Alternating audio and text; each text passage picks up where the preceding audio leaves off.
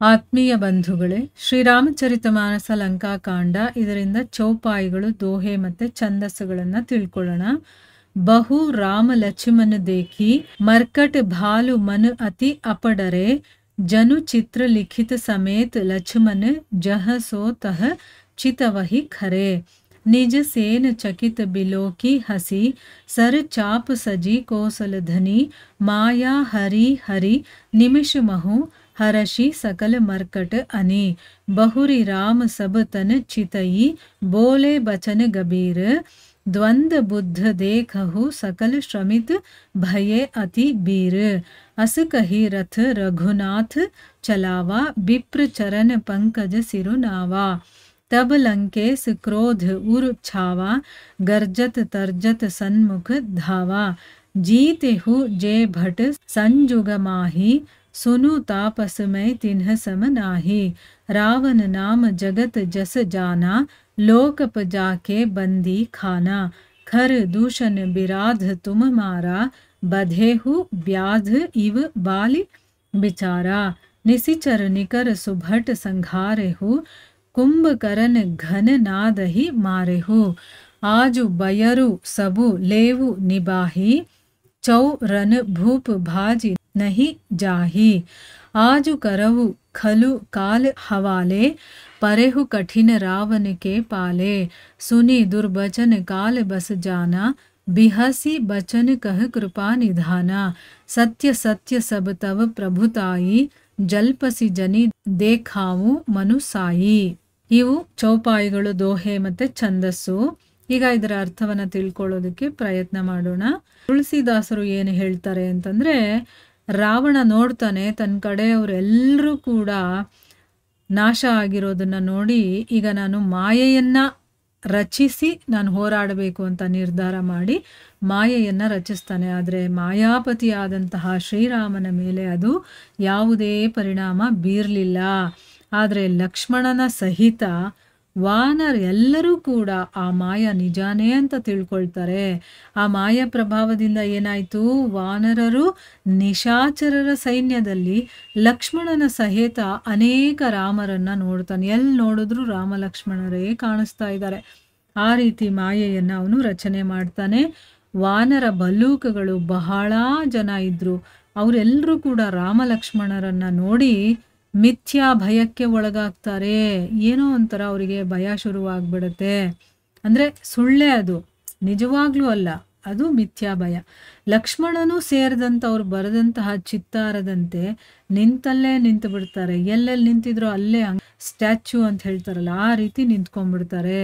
ತನ್ನ ಸೈನ್ಯದವರೆಲ್ಲ ಆಶ್ಚರ್ಯಚಕಿತರಾಗಿರೋದನ್ನ ನೋಡಿ ಕೋಸಲಾಧಿಪತಿ ಶ್ರೀಹರಿ ನಕ್ಕು ಏನು ಮಾಡ್ತಾನೆ, ಶರಸಂಧಾನವನ್ನ ಮಾಡಿ, ಅಂದ್ರೆ ಏನು, ಬಾಣವನ್ನ ಬಿಟ್ಟು ಕ್ಷಣ ಮಾತ್ರದಲ್ಲಿ ಇಡೀ ರಾಕ್ಷಸಿ ಮಾಯೆಯನ್ನ ತೊಡೆದು ಹಾಕ್ತಾನೆ.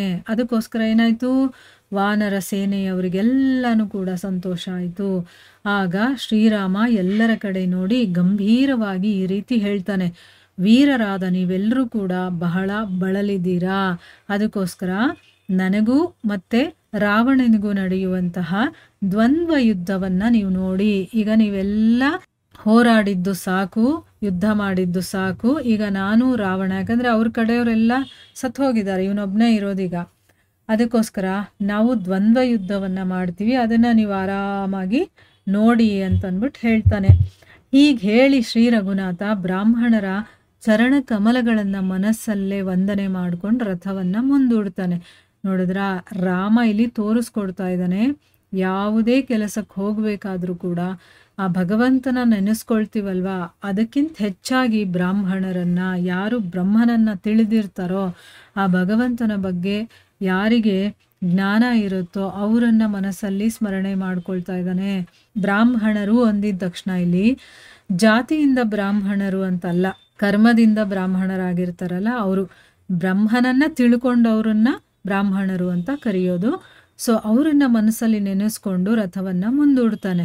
ಆಗ ರಾವಣ ಕೋಪದಿಂದ ಉರಿದೆದ್ದು ಗರ್ಜನೆ ಮಾಡ್ತಾ ಮುಂದೆ ಬಂದು ಮೂದಲಿಸ್ತಾ, ಅಂತಂದ್ರೆ ಏನು, ಬೈತಾ ಈ ರೀತಿ ಹೇಳ್ತಾನೆ, ಎಲೈ ತಾಪಸಿ, ಅಂದ್ರೆ ತಪಸ್ವಿ ನೀನು, ಕೇಳು, ನೀನು ಇದುವರೆಗೂ ಗೆದ್ದ ಯೋಧರಂತಲ್ಲ ನಾನು, ನೀನು ಯಾರ್ಯಾರೋ ಜುಜುಬಿ ಅವ್ರನ್ನೆಲ್ಲ ಕೊಂದಿದ್ಯಲ್ಲ, ಅವ್ರ ಥರ ಅಲ್ಲ ನಾನು. ರಾವಣ ಅಂತ ನನ್ನ ಹೆಸರು, ನನ್ನ ಕೀರ್ತಿ ಲೋಕವಿಖ್ಯಾತವಾಗಿದೆ. ಲೋಕಪಾಲಕರೂ ಕೂಡ ನನ್ನ ಸೆರೆಯಾಳಾಗಿದ್ದಾರೆ. ಅಂದರೆ ಈ ಲೋಕದ ಪಾಲನೆಯನ್ನು ಮಾಡುವಂಥ ದೇವತೆಗಳಿದಾರಲ್ಲ, ಅಗ್ನಿ, ವಾಯು, ವರುಣ, ಇವರೆಲ್ಲರೂ ಕೂಡ ನನ್ನ ಸೆರೆಯಾಳಾಗಿದ್ದಾರೆ. ನೀನು ಖರ, ದೂಷಣ, ತ್ರಿಶಿರ, ವಿರಾಧರನ್ನ ಕೊಂದೆ. ಬಡಪಾಯಿ ವಾಲಿಯನ್ನೂ ಕೂಡ ವ್ಯಾಧನ ಹಾಗೆ ವಧಿಸ್ಬಿಟ್ಟೆ ನೀನು. ಅಂತಂದರೆ ಒಬ್ಬ ವಧಿಸೋನು ಹೇಗೆ ಮೋಸ ಮಾಡಿ ವಧಿಸ್ತಾನಲ್ಲ, ಆ ರೀತಿ ನೀನು ವಧಿಸ್ಬಿಟ್ಟೆ. ದೊಡ್ಡ ದೊಡ್ಡ ನಿಶಾಚರ ವೀರರನ್ನು ನೀನು ಸಂಹಾರ ಮಾಡಿದೀಯಾ. ಕುಂಭಕರ್ಣ, ಮೇಘನಾಥರನ್ನು ಕೂಡ ಮುಗಿಸಿದೀಯಾ. ಅಯ್ಯ ರಾಜಕುಮಾರ, ಇವತ್ತು ನೀನು ರಣರಂಗದಿಂದ ಓಡ್ ಹೋಗದೆ ಇದ್ದರೆ ನಾನು ಆ ಎಲ್ಲ ವೈರತ್ವವನ್ನು ಕೂಡ, ಅಂದರೆ ನಿನ್ನ ಮೇಲೆ ನನಗೆ ತುಂಬ ಕೋಪ ಇದೆ, ವೈರತ್ವ ಇದೆಯಲ್ಲ, ಅದನ್ನೆಲ್ಲ ತೀರಿಸ್ಕೊಳ್ತೀನಿ. ಅಂದರೆ ಈಗ ನೀನು ಓಡೋಗ್ಬೇಕು ರಣರಂಗದಿಂದ. ಇಲ್ಲ ಅಂತಂದರೆ ನಾನು ಏನು ಮಾಡ್ತೀನೋ ನನಗೆ ಗೊತ್ತಿಲ್ಲ ಅನ್ನೋ ರೀತಿಯಲ್ಲಿ ಮಾತಾಡ್ತಾ ಇದ್ದಾನೆ. ಇವತ್ತು ನಿಜವಾಗ್ಲೂ ಕೂಡ ನಾನು ನಿನ್ನನ್ನು ಯಮನಿಗೆ ಒಪ್ಪಿಸ್ತೀನಿ. ಯಾಕೆ ಅಂತಂದರೆ ನೀನು ಪ್ರಚಂಡ ರಾವಣನ ಪಾಲಾಗಿದೆಯಾ ಅಂತಂದ್ಬಿಟ್ಟು ಹೇಳ್ತಾನೆ. ರಾವಣನ ದುರ್ವಚನಗಳನ್ನು ಕೇಳಿ ಇವನು ಕಾಲವಶನಾಗಿದ್ದಾನೆ ಅಂತಂದ್ಬಿಟ್ಟು ಅಂದ್ಕೊಂಡು ಕೃಪಾಳುವಾದಂತಹ ಶ್ರೀರಾಮ ನಗತಾ ಈ ರೀತಿ ಹೇಳ್ತಾನೆ, ನೀನು ಹೇಳ್ದ ಹಾಗೇನೆ, ನೀನು ದೊಡ್ಡವನು ನಿಜಾನೇ, ಆದರೆ ಈಗ ನೀನು ವ್ಯರ್ಥವಾಗಿ ಬಾಯಿಗೆ ಬಂದ ಹಾಗೆ ಹೇಳಬೇಡ. ನಿನ್ನ ಪೌರುಷವನ್ನು ತೋರಿಸು. ಬರೀ ಮಾತಾಡೋದಲ್ಲಪ್ಪ, ನಿನ್ನ ಪೌರುಷವನ್ನು ತೋರಿಸು. ನೀನು ದೊಡ್ಡವನು ಅಂತ ನನಗೆ ಗೊತ್ತಿದೆ, ಆದರೆ ಈಗ ನೀನು ವ್ಯರ್ಥವಾಗಿ ಮಾತಾಡ್ತಾ ಇದೆಯಾ. ನೀನು ಮಾತಾಡಬೇಡ, ನಿನ್ನ ಪೌರುಷವನ್ನು ನನಗೆ ತೋರಿಸು ಅಂತಂದ್ಬಿಟ್ಟು ಇಲ್ಲಿ ಅವನು ಹೇಳ್ತಾ ಇದ್ದಾನೆ. ಮುಂದುವರೆದು ಏನಾಗುತ್ತೆ ಅಂತ ನಾವು ಮುಂದಿನ ಭಾಗದಲ್ಲಿ ತಿಳ್ಕೊಳ್ಳೋಣ. ಹರೇ ಕೃಷ್ಣ.